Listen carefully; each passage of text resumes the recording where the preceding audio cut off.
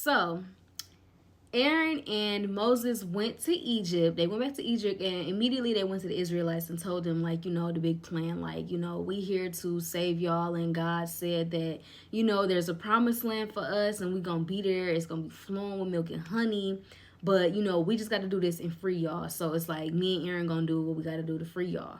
And so Aaron and Moses, they really went and talked to the Pharaoh and was like, God said, let our people go. And the Pharaoh was like, no, I'm not doing that. So they went back again and they said, God said, let our people go. And the Pharaoh was like, no. And so they threw the stick down and turned into a serpent, whatever. They grabbed it back, and the Pharaoh was not budging. Like, okay, cute.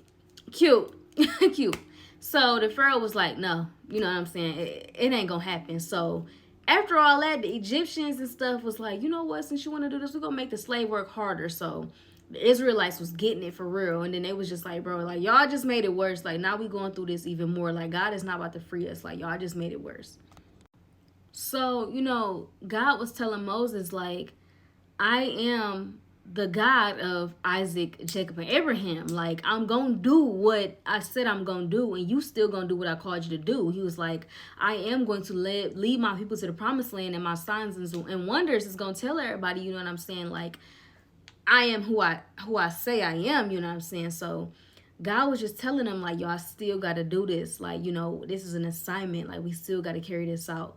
And so Aaron went to the Nile River and touched the river with his staff, and it turned into blood. Like, the whole thing turned into blood. Everything died. It stunk so bad. Like, all this stuff, you know what I'm saying, is just to get the Egyptians to understand, like, this is serious. Like, we talk about the God of God, the Lord of Lord, the King of Kings, baby. Like, we gonna shut this down.